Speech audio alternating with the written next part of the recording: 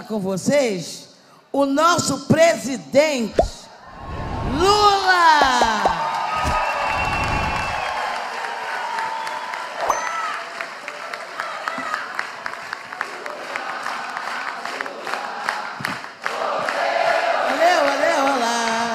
Lula, Lula, olê, olê, olê, olá, Lula, Lula. Meus queridos companheiros e companheiras, eu quero agradecer a cada um de vocês, a cada uma de vocês, a oportunidade da gente poder conversar um pouco. Eu estou vendo o Wagner, que foi presidente da CUT, hoje é vice-presidente da CUT.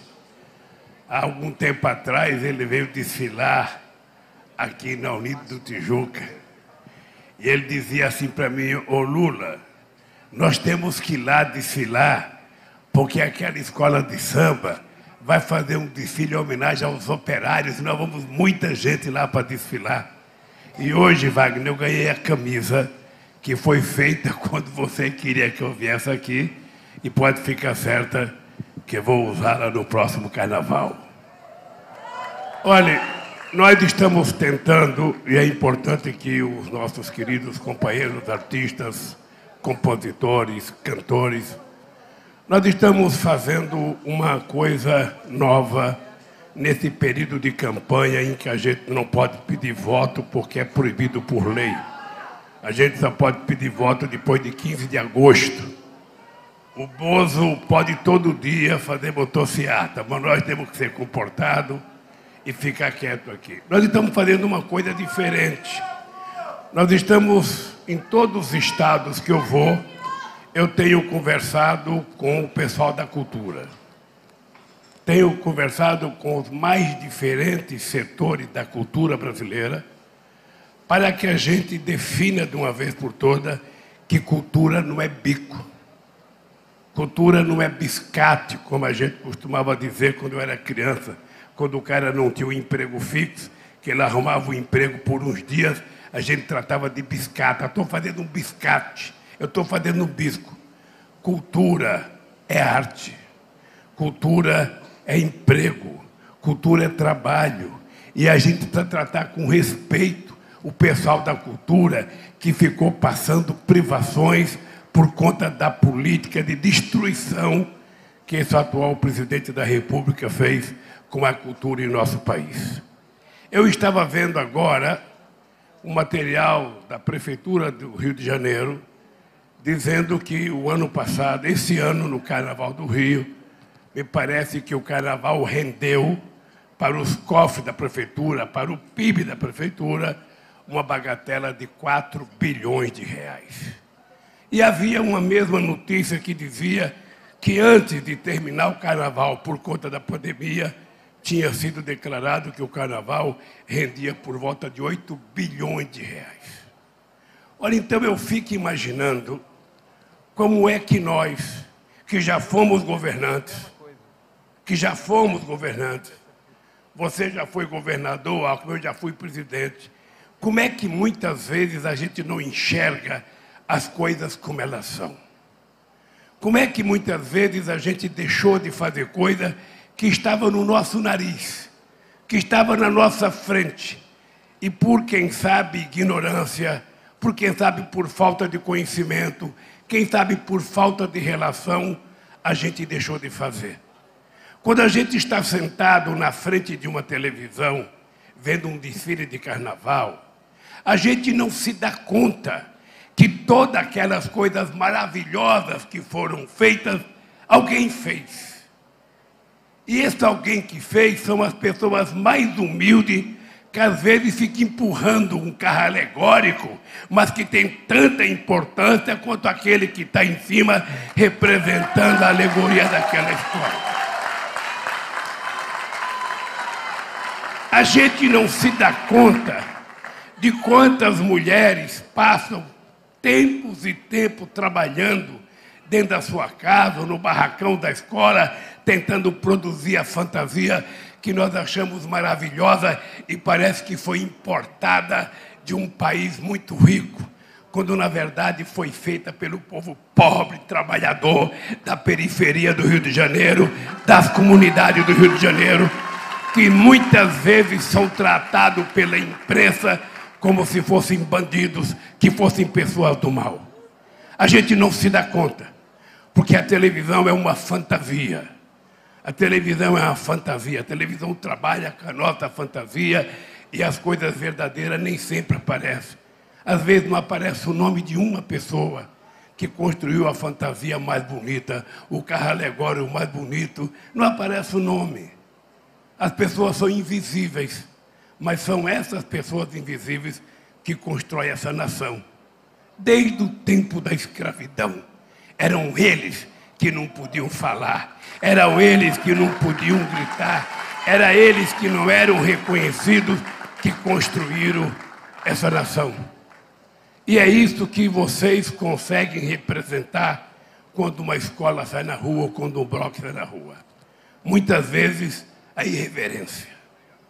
Como é importante a gente aprender a gostar da irreverência, porque às vezes a irreverência fala tudo aquilo que a gente não é capaz de fazer num discurso.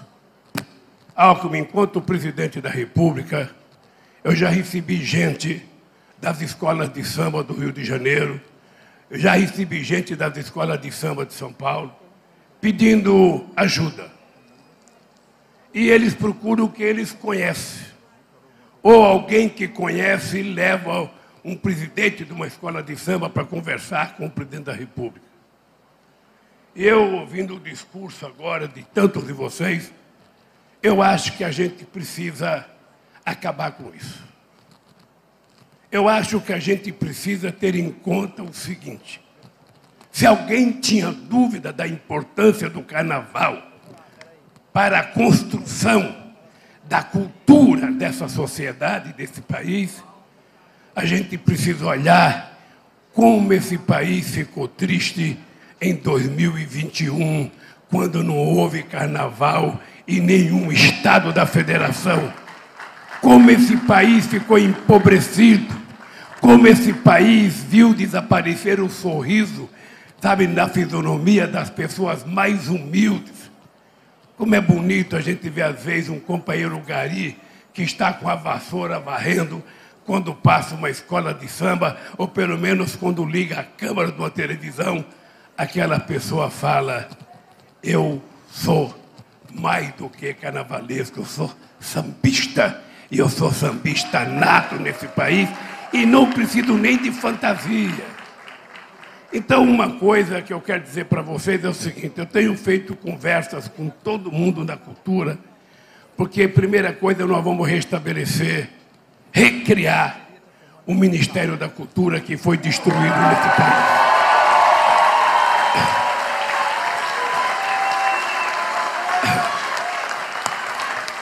A segunda coisa que você não colocou no rol de coisa que eu pretendo fazer, você esqueceu, é que eu tenho prometido em todas as cidades que nós vamos criar comitês culturais em cada cidade desse país, para que a cultura exercitada no menor espaço brasileiro, na cidade mais humilde, porque a gente pensa que cultura é só aquela mostrada na televisão. A gente pensa que cultura é só aquela que o empresário pode financiar. Mas se a gente andar pelo interior desse país, se a gente andar pela periferia desse país, se a gente visitar as cidades em qualquer estado brasileiro, você percebe que a capacidade cultural do povo é uma coisa excepcional. E essas pessoas nascem e morrem sem ter oportunidade de mostrar aquilo que sabe fazer. O papel do Estado é garantir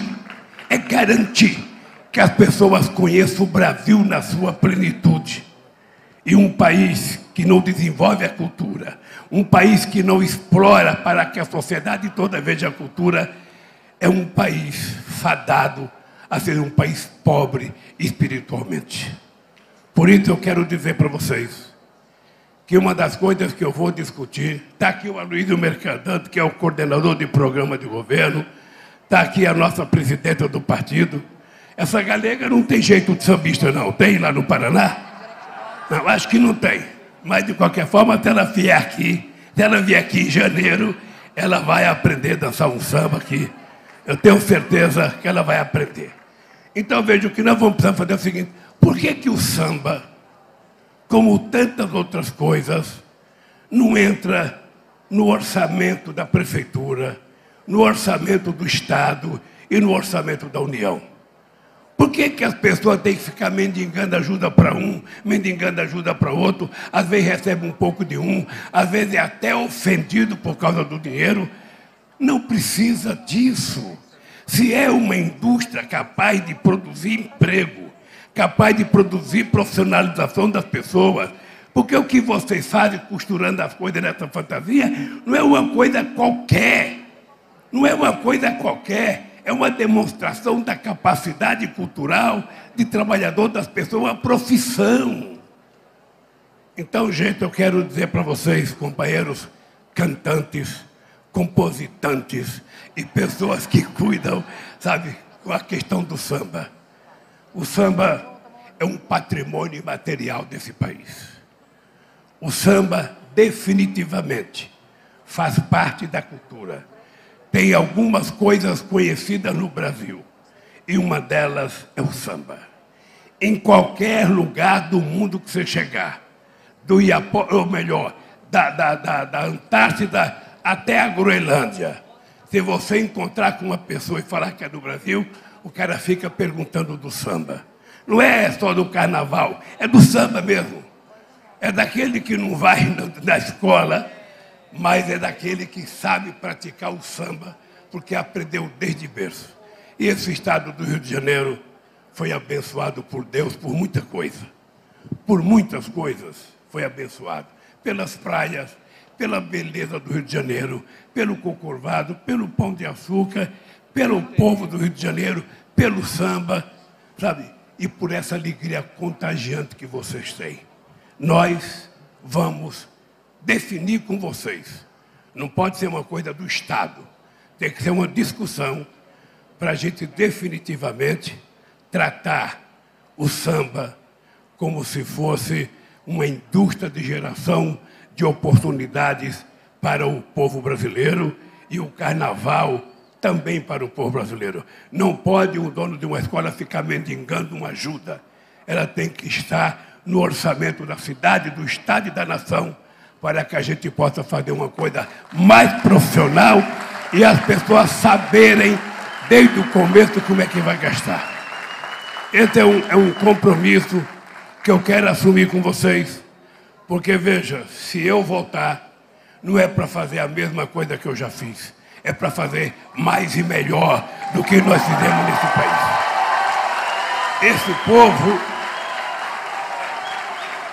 Esse povo, ele não quer só comer. Esse povo não quer só trabalhar. Esse povo não quer só reclamar. Esse povo precisa, sobretudo, sambar. Sambar e sambar. Agora, quem é flamenguista aqui fica sabendo de uma coisa. Eu vou dizer uma coisa aqui, que eu sei que vocês não gostam, porque eu já disse há muito tempo. Eu sou corintiano. Ela é flamenguista. Quando lá em casa é assim, quando o Flamengo joga, ela com medo do Flamengo perder, vai pro quarto se trancar para não ver o jogo. Eu é que fico comunicando. E quando o Corinthians joga, eu também não vejo, porque está muito ruim o Corinthians. E lembre-se que domingo tem Corinthians e Flamengo lá no Palácio do Futebol, e ela vai ver o jogo e eu não vou.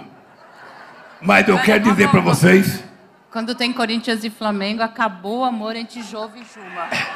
Agora, eu queria dizer, para a tristeza de vocês, eu aqui no Rio de Janeiro sou torcedor do Vasco da Gama, gente. Então,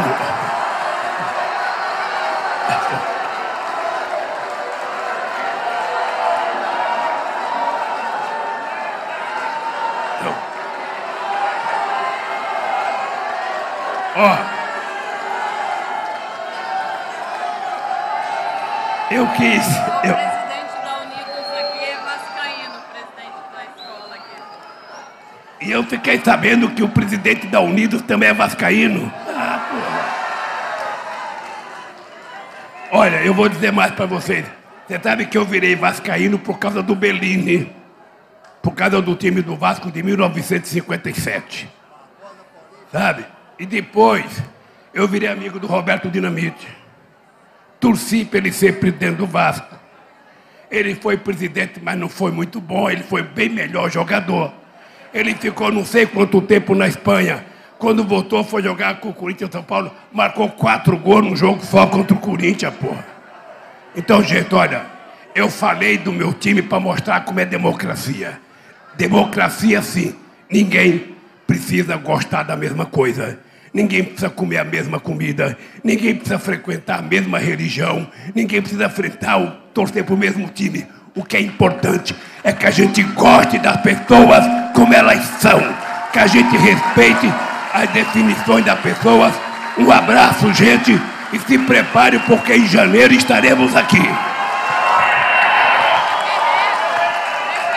Fevereiro.